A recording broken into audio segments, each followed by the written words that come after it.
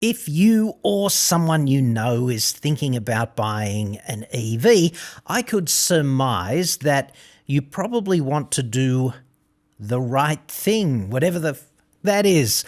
I'm no expert on that, having failed to achieve it so spectacularly so often in my life, but I'm going to have a crack at this anyway, because there's a bunch of questions people should ask themselves about everything instead of just going along with the marketing and other official rhetoric, just to make sure that you actually do the right thing for you.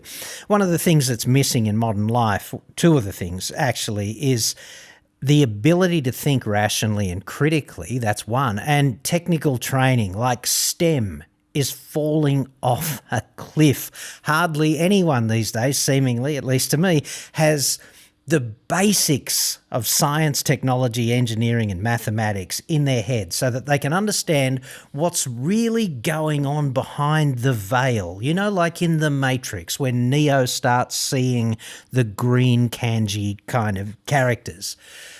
STEM is a bit like that. You get a window into what's going on under the hood, and I want to open the hood so that you make the right decision, because perhaps there is a better option that's also cheaper and far more effective depending on what the right thing is for you. In summary, I'm going to try and piss you off. Not just you, dude. I'm going to try and piss everyone off. I'd like likes to dislikes on this video to be 0 to infinity and beyond. So I doubt infinity people will watch the video. That would be statistically quite unlikely. But anyway, because pissing people off is easy, you just have to open your trap and say what you really think. But because that's too easy, the other constraint I've set myself is to do this using only facts. So, challenge accepted.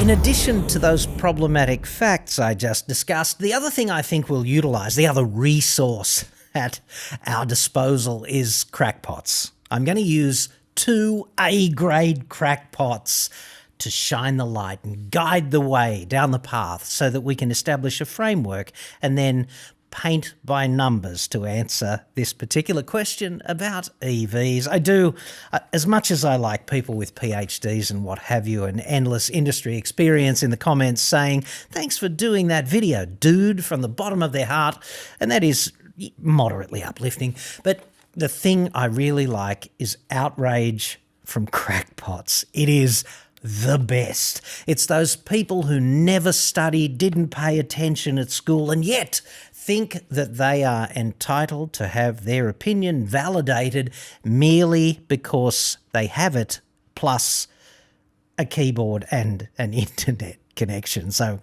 here goes. Such utter rubbish. The purpose of net zero is to transition away from fossil fuels, and incentives are to encourage and speed up the process. Government handouts are needed just like any other industry that receives incentives or tax breaks, etc. Norway in 2025 had BEV sales of all new cars at 96%. Just because Australia's run by a corporation doesn't mean you hang shit on those doing their bit, even if you want to put your doomsday hat on. And as a point, you'd have to be a moron to buy hybrids, because in 5 years' time servicing is going to be expensive. I do hope OctaPC, quoted, I hope faithfully there, actually sounds like that in real life. Like, not just in a comment, but also, I don't know, visiting the doctor or ordering flowers on Valentine's Day, which is coming up, I note, later this month. But wait. There's more. In 2025, battery electric vehicles accounted for approximately 95.9% of all new passenger car registrations in Norway. Why do you say 10 to 20% of sales maybe? You know this isn't true. Disaster area 6084 there. It always amazes me that 6,083 other people decided to have disaster area as their YouTube handle. Norway. Such the poster girl for EV success. Norway does three things really well, don't they? They have fjords, better than anyone else, pretty clearly. Plus, they've got the best cheerleaders, mommies in all of the world. And they do lead in EV sales. We'll get to that. Now, speaking of cheerleaders, mommies, the NordVPN hotties. This report is sponsored by NordVPN. Get a mega discount plus 4 extra months for free right now with my exclusive deal.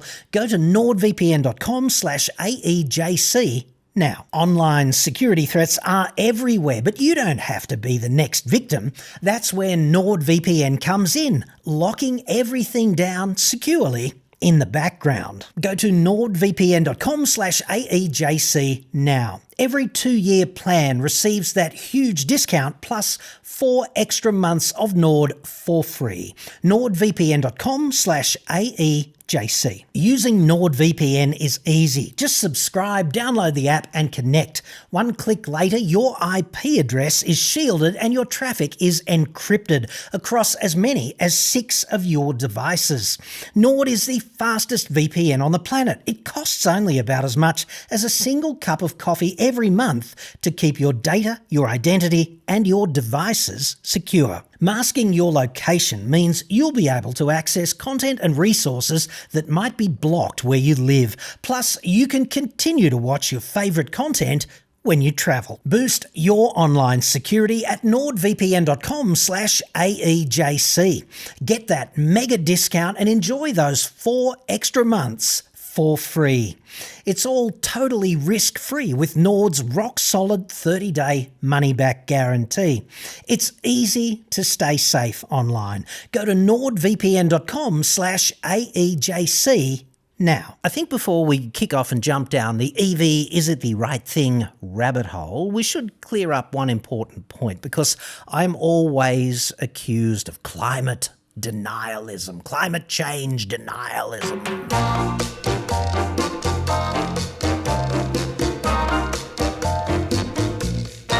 Climate change is kind of like gravity, you know. It's you need more neurons connected to appreciate it scientifically, for sure. I mean, with gravity, all you have to do is get up on the 10th floor balcony and run an experiment, don't you? Because that is fairly conclusive. Anytime somebody does that, you go, yeah, and Isaac Newton was right. It is kind of universal, you know.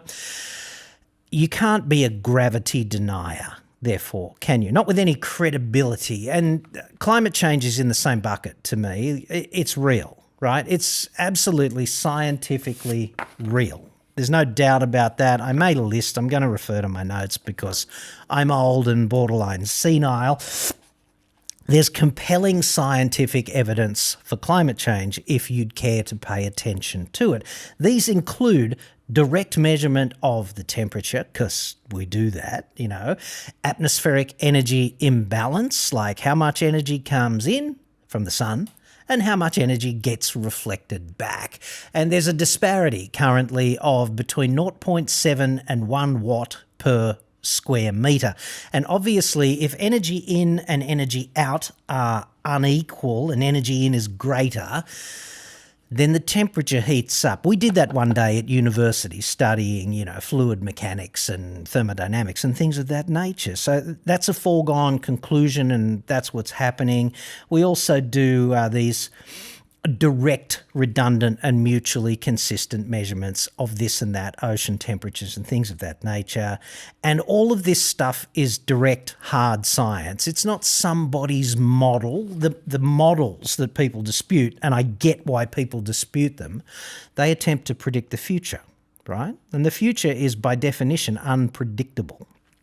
And it depends on the model and how you put the endpoints in play and what assumptions you make when you compute the future. But the past, I would argue, and the present are much better known than that. And there doesn't seem to me to be very much credible scientific dispute about that. So climate change is real. And I'm not a climate change denier any more than I'm a fucking gravity denier. We need to be realistic about that. And the other thing I don't doubt is that humans are causing it. There's compelling scientific evidence for that. But unfortunately for the median Australian, and also I suspect the median human in the Western world, it's difficult to appreciate that because you have to have a bunch of additional neurons connected for that. The most compelling evidence is the isotopes in the carbon dioxide over 800,000 years. And believe it or not, we've got access to 800,000-year-old atmospheric CO2. All you have to do is go to one of the poles and drill a really fucking deep hole. Go down 800,000 years in time, unearth the frozen air and have a look at it in a mass fucking spectrometer. And you will see the proportion of the three key isotopes of carbon, being carbon-12, which is the one that is prolific and widespread everywhere. Most carbon is made of carbon-12, but there's also 13 and 14. Carbon-14 is produced by cosmic rays hitting carbon in the atmosphere, and carbon-13 exists as well, but plants don't like it. So plants don't suck it up. So we've got this proportionality thing. They call it, the scientists call it delta C13, right? And you can measure that over the time span of 800,000 years. And what they note from an analysis of that is that the proportion of carbon-13 and 14 in the atmosphere is falling. And that only can happen because we're liberating so much carbon from plants in the form of fossil fuels, because fossil fuels, coal, oil and gas, made from dead plants over geologic time, like millions of years. And that means that there's hardly any C13 in it because plants just don't like sucking that isotope up. And there's hardly any C14 in it because it's been baked over millions of years. The carbon-14 thing, right? You need brain cells connected for this as well. Carbon-14 has a half-life of 5,700 and something years, right? And that means that every million years or so, that's about 16 lots of that, right? So the carbon-14 in oil or gas or a coal seam or something of that nature, which has been there for every million years it's been there, the carbon-14 reduces to about 1 on 2 to the 16.5-ish, which is approximately, if you'd like to crunch the numbers, it's approximately from what it was when it started to fuck all, right, for every million years. And this explains why the carbon-14 in the atmosphere is diluting over time, right? That tells you that humans are liberating all of this CO2, and it is the main driver of climate change, global warming, whatever you want to call it. And then there's the carbon-13 thing as well, because there's no carbon-13 statistically in the CO2 that's released when you burn fossil fuels, because plants don't suck it up and it's been stored down there forever with no C13 in it, and now we're releasing it. So more C12 in the air, less C14, less C13. Therefore, it's not sunspot activity or some wacky thing to do with the oceans or any of that. It's us releasing CO2. And this is a huge problem existentially for our species and other species as well on Earth, which is why we need to treat it seriously. And that's got every one of you cranky fucking boomers offside, I hope, really hating this video and commenting in an outraged way before hearing the next bit, which is going to get all the greenies offside. And the next bit is about net zero, right? Net zero is ideological bullshit. And I see a straight line between the zealous religious type religion-style embracing of net zero and the absolute destruction of our economy and other economies, because apart from anything else, our economy runs on being the world's biggest exporter of coal and the world's #2 exporter of liquefied natural gas. That's a fact, okay? But there's other things that make net zero ridiculous as well, which is that we will be economically uncompetitive in industry and many other areas because the cost of energy will just be ridiculous. So what I think we should do instead is strive for maximum efficiency in many different domains. And if we did that, we would hang on to the main benefit purported by the net zero zealots, which is a reduction in CO2. Okay, good. But we would leave behind the destruction of our economy and the ultimate evolution of Australia into some kind of third world shithole, which it is trending towards. And I'd really like to reverse that process because I'm a staunch advocate of, wherever it is, making Australia less shit. I think that'd be really, really good. And it's pretty shit now. We've got these dictatorial leaders imposing policies about hate that none of the population of which I'm aware actually asked for. And if we had a referendum on it, they would vote it down like we voted down The Voice, I would argue. Prime Minister of Australia, Anthony Albanese.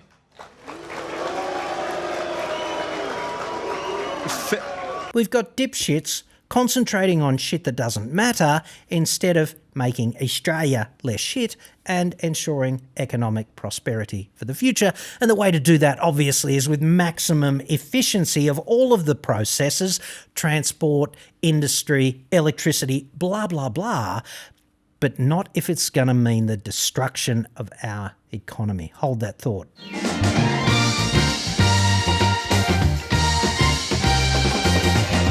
The purpose of incentives, in as much as I can appreciate it, is to provide initial momentum, to get something rolling. Now, one of those crackpots earlier referred to EVs as an industry, and I'd suggest that there's no EV industry, there's just the product, EVs, right? And EVs are incentivised in Australia by a mechanism of discounting the fringe benefits tax payable to zero if you take a novated lease out on a vehicle and it's a battery EV. You don't pay any fringe benefits tax in that case. And this costs us about $600 million a year currently, and over the past 2 years that incentive has been in place, EV sales have been essentially stagnant. They've grown over 2 years by 1.1%, which does not seem to me to be pushing something to the point where it acquires its own escape velocity and can take off and visit the universe or something. It seems like stagnation because that's exactly what it is. It doesn't seem like a good return on investment either because this is tax that the community forgoes that could be spent on something more worthwhile. Every time you incentivise something, there's an opportunity cost dimension to that, which would be what else could we have done with that cash? Could we have made the grid greener? Or could we have done something else that moved the needle more? And I would argue, yeah, absolutely we could have. Because at the same time, with no incentivization whatsoever, the sale of hybrids like HEVs and plug-in hybrids, the PHEVs, are going off their tits. They just are. And there's no incentive to move to a hybrid or a plug-in hybrid. And yet this is clearly the direction that more and more consumers are going in. So there's that to consider as well. And what sort of benefit might that be if we just did that? Okay, we'll get into that a little bit later. It's fascinating. I've run a simulation on that, and you will not like it if you are a fan of EVs. Let's just put it that way, but stand by for that. The other thing that people don't want to acknowledge in Australia, because EVs are so visual, you can plug them in, you can do sexy marketing around them, and Chris Bowen can make it look like he's got another 3, maybe 4 IQ points by standing in front of an EV or something, right? They're a visual representation of the concept of doing the right thing, much more than a power station would be, because a clean, efficient, gas-burning power station. It's just not somehow as sexy, even though the engineering to improve its efficiency, blah, blah, blah, is pretty freaking sexy if you study. But visually not so good on the news. You know what I mean? So EVs are seen as being a fundamental driver of the solution to the problem of climate change, and yet I would argue that the numbers, and I'll just refer to the numbers here, in Australia, transport is roughly 20% of overall CO2 equivalent emissions, right? 20%. But that's not cars alone anyway, because transport includes all modes of transport. Cars are about half of that. Generously, we could say 10% of emissions are attributable to cars. And when we look at cars, meaning light vehicles, then there's 16 million light vehicles registered on the road in Australia today, right? So even if we 5x'd the sale of electric cars from roughly 100,000 to roughly 500,000 a year, to do this transition that they all talk about, if nobody paid attention at school, they all talk about the transition to electric cars. To do this transition, magically, I can get Harry Potter's freaking wand and 5x the sales to replace 16 million combustion cars with electric cars at 500,000 a year is a 32-year proposition, but only if all of the cars that you inject into the fleet last for 32 years. Otherwise, it's going to take half a century or something, isn't it, depending on the assumptions you make in that model. So if we do that, right, in half a century and every light vehicle on Australian roads is electric, we cut today's emissions by 10%. Now, if you want to move the needle and save the planet or do whatever, mitigate climate change would be a responsible way of putting that, I'd suggest that focusing on EVs and what is foreseeably possible in the time is just a batshit crazy way to do it, because in addition to the problem of just deploying the electric cars, there's the problem of charging them. And rolling out enough electricity locally to charge EVs is an infrastructure exercise, assignment, whatever, project that would make the NBN look like, I don't know, a game, right? We're talking a really serious, massive national infrastructure challenge just to charge the fuckers if we can get them into the fleet.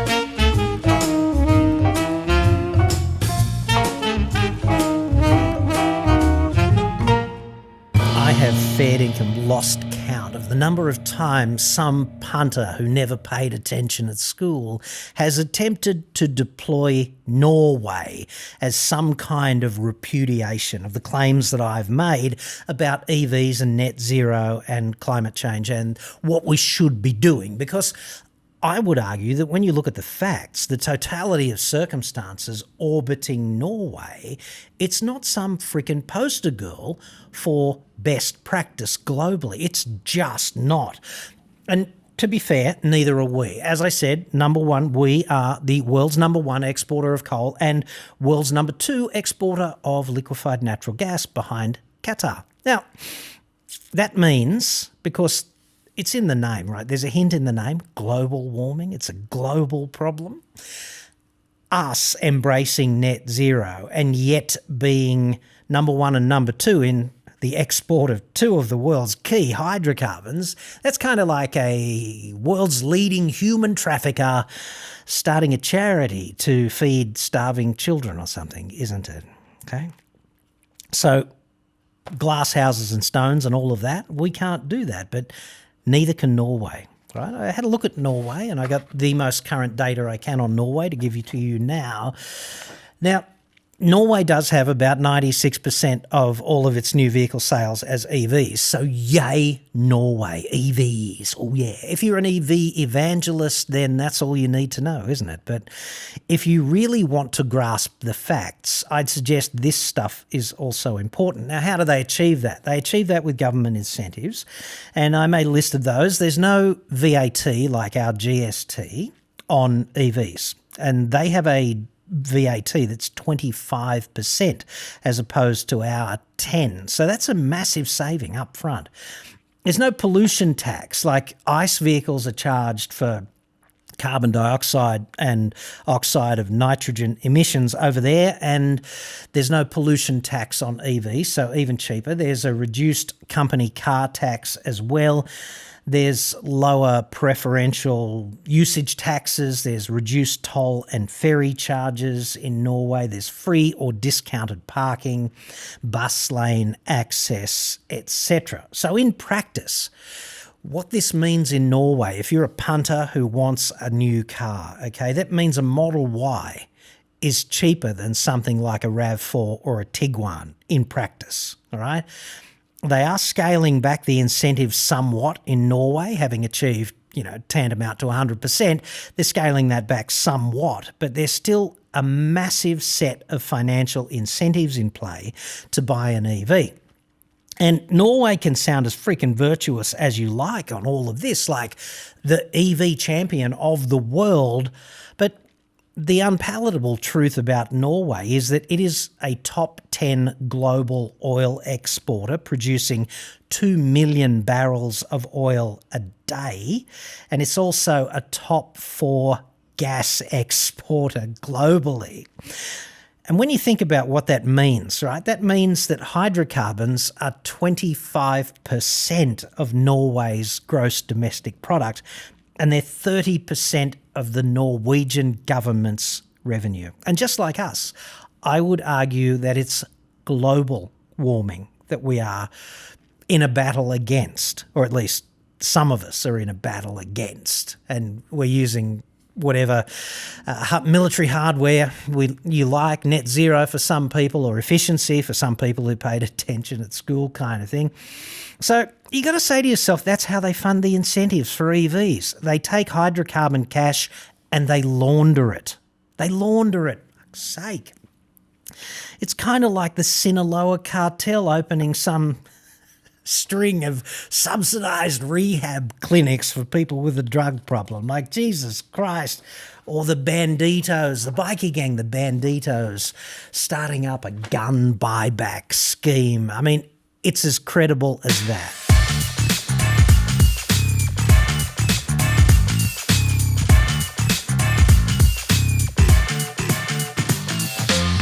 All of you greenies and you just stop oil types, hang on to your hat, Dorothy, because I would argue, and I'd love to debate it with you, I really would like to just stand up there in front of 10,000 people and have this debate. And my side of it would be hydrocarbons are the best thing that has ever happened to humanity, because access to limitless energy, which is what hydrocarbons are essentially, that is virtually free, which is what hydrocarbons are. And I know you're all bitching about the cost of petrol and things of that nature. If you don't like the cost of petrol and you live 5 k's from the shops, just don't drive there. Get out the builder's barrow and walk the 5 k's to the shops. Could be a real advantage. Remember to run home, though, so the ice cream doesn't melt. And if you do that, you'll save, I don't know, $1.60, $1.70. And when you think about the cost of hydrocarbons in value terms, like what they liberate you from. And this is a very basic example, but when you think about all the skyscrapers that you see in our cities and the huge roads that we've got and the effortless transport and the commercial jet air flight that's virtually free, like I'd love to reanimate Magellan and stick him in a 787 and let's go to Europe kind of thing. That would be eye-opening in business class. There'd be a lot to talk about, I'm sure. So hydrocarbons liberate us, and they have allowed us to not bust our asses in the field all day just to survive, but to generate civilization, because the best brains are free to do what they do best, which would be think, right, and develop new shit that we all benefit from. Smartphones and the internet and internal combustion and all of that technology and the refinements and optimizations that take place that we all take for granted, They're driven by hydrocarbons. They're driven by the liberation that hydrocarbons has given us for a couple of centuries, right? That's why we're on this steep bit of the curve, like the evolution of our species, the development of our civilization is a better way of putting it, is all down to hydrocarbons. And if you take that away, you see these numpties with the bones in their noses beating on their drums, just stop oil.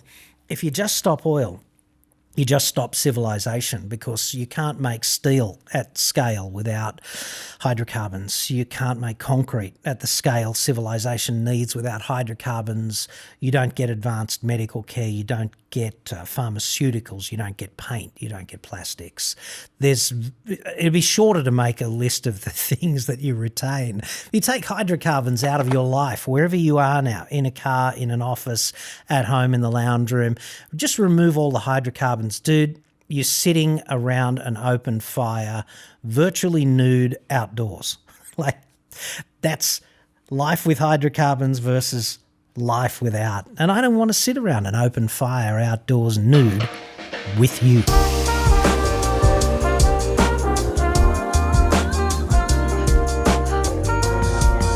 As for this nebulous allegation about me hanging shit on people striving to do their bit, I don't believe there's any obligation to support people in an endeavour that is doomed to failure, which is what the widespread deployment of electric vehicles around the world is doomed to do. I mean, electric vehicles have their place. They suit some people. They're good for urban air quality. They're even good for national energy security in a place like Australia. They can be part of a solution. But as to this magical fixing everything bullshit, forget it. If we solve the sales problem of EVs and just magically replace every combustion car, then there's the charging problem as discussed. And it's a huge logistic problem. And if we do that at the end of it, in half a century, we've reduced emissions by 10% in half a frickin' century nationally, while we keep exporting all that coal and all that gas. Like, give me a break. If you don't mind, I'll just buy the fucking car I want, which has the features that I need and which suit me.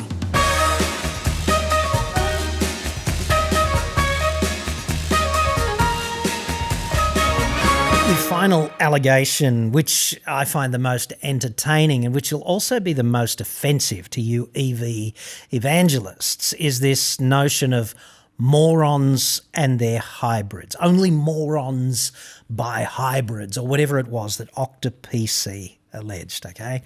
This is something of a rabbit hole, and like, it is easy to buy an EV and bring it home and you plug it into the power point and you've divorced big hydrocarbon, haven't you? Yay. Except when you look at the facts. Okay, so let's look at the facts. Now, more than 250,000 morons bought a hybrid or a plug-in hybrid last year in Australia. More than 250,000, okay? So this is a widespread allegation of moronic behaviour, is it not? And I'd argue that when you look at it on balance, they did more for the reduction in fuel consumption, which is the same thing as the reduction in CO2, than the 100,000 people or so who bought EVs, especially as many of those people who own EVs are not off-grid charging up only with solar panels and all of that stuff. They're coming home from a hard day at work and plugging in overnight at home, where the grid is largely coal-fired in most cases, okay? Because that's just how they're operated. So what we're talking about is the difference between the CO2 impact of coal-fired electricity and the CO2 impact of burning the liquid equivalent, which would be petrol or diesel, right?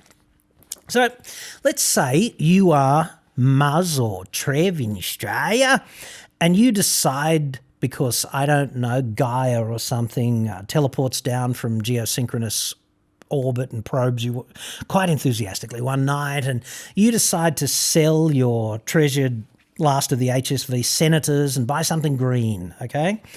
So this is going to change your perspective on a great many things, I suppose. It's a bit of a reversal for most Muzzes and Trevs that I know living in the outer suburbs, who really do love their treasured Senator or GTS or something, even their FPV F6 Typhoon or something of that nature, like, dude. So anyway, you agree to sell your muscle car because of the probing, which you did quite enjoy, I know.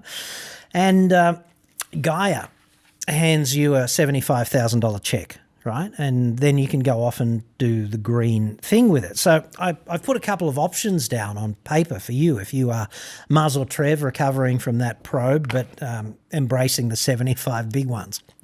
Option one is you could buy the long-range all-wheel drive variant of Australia's top-selling EV, which is a Tesla Model Y, right?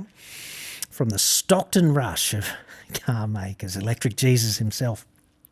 That'll cost you 75 grand. So there you go. From one hand to the other, you've got a Model Y parked in the driveway and you're doing the right thing, okay? And you're not a moron because you didn't buy a hybrid, as alleged by OctaPC. But option two, which is also, kind of viable, not seemingly as glamorous, not as easy to integrate into the talking the talk lifestyle of the EV buyer who can really evangelize about this stuff. But option two is you just buy a RAV4 hybrid, like so many people are doing. That's going to be like mid-50s, okay? So you're going to have change from the 75 big ones that Gaia has handed you. So with the 20 grand-ish that you've got left over, I suggest in this option, within this envelope of 75 grand, trying to do the right thing, you fit home solar and a battery, and that'll get you like 6.6 kilowatts of photovoltaic array, and you spend the rest on an inverter and installation and the biggest battery you can afford with what's left over. So I just ran the numbers on all of that, and I used the latest available data for things like the energy consumption of the Tesla and the fuel consumption of the RAV4 and the emissions from the grid in New South Wales, right? So let's pretend that Muzz or Trev is in Sydney and they're doing this here, okay? And I'll put the complete data set for these calculations on my website. I'll put a link in the description, and you can review the numbers if you think I'm bullshitting you, or, as is often alleged, he's just sponsored by Big Oil. I'd love to be sponsored by Big Oil. If they'd like to sling me $1 million, I'll keep saying what I absolutely think about this issue. That'd be great. That'd solve some of my problems now that I think about it. So if you are watching from Big Oil, get your people to talk to my people. I'm sure we can work something out. Anyway, if you charge your Model Y overnight because you don't have any cash left over, do you, to put a photovoltaic array in, you're going to be charging it overnight. Presumably you still have to work. Then for 15,000 kilometres, which will be near enough average annual kilometres, this is going to emit 1.5 tonnes of CO2 because that's how our grid is constituted currently, all right? This is a fact. We want to move the needle on CO2. Buying a Model Y, charging it overnight, 1.5 tonnes a year if you drive 15,000 Ks per annum. That's how it works. If you drive the same RAV4 hybrid and you fill up with those filthy liquid hydrocarbons whenever you need them, shame on you, you fucking bastard, 1.7 tonnes of CO2 per year. This is also a fact. So what we're talking about here is 200 kilos of CO2 equivalent disparity, and the Tesla is in front until you factor in the photovoltaics, okay? Your solar array in Sydney, 6.6 odd kilowatts of solar upstairs, given the path of the sun in Sydney and the daylight and all that shit, that's going to generate about 9 megawatt hours, slightly over, of electricity over the course of 12 months on a fairly standard year in Sydney. And because you have this big fuck-off battery connected, the electricity that you generate is essentially going to displace 9 megawatt hours of electricity that you would otherwise have purchased from the grid. And let us not forget that electricity generation is still the biggest emitter in the country. That's how this works. So you're displacing that as well, which is about 6 tonnes of CO2, right? 6 tonnes that no longer has to be burnt to power you up when you need electricity. right? This is huge in comparison to the vehicle side of the equation, don't you think? Particularly when you look at the cost per tonne kind of thing. So you are therefore going to be a little bit more than 4 tonnes of CO2 greener if you buy the RAV4 hybrid and you fit that photovoltaic array for the total sum of $75,000 versus buying and operating a Tesla. You get rid of your muscle car, Gaia hands you the cash, it's a zero-sum game, do whatever you want. There are the two options. You're more than 4 tonnes of CO2 better off with a hybrid and a photovoltaic array for the same cash. These are facts. You don't have to like them if you are one of those insufferable twats evangelizing your EV. They're still fucking facts, all right? This does not mean that EVs are bad. It doesn't mean that hybrids are good. It depends on you and your individual usage case.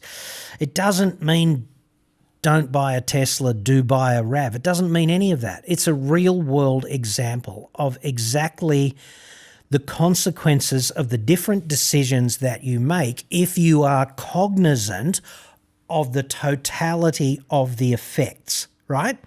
This matters not individually for you or me, but it matters at a population scale because the 75 grand can be 4 tonnes of CO2 worth of reduction per household, right? Times 1 million households.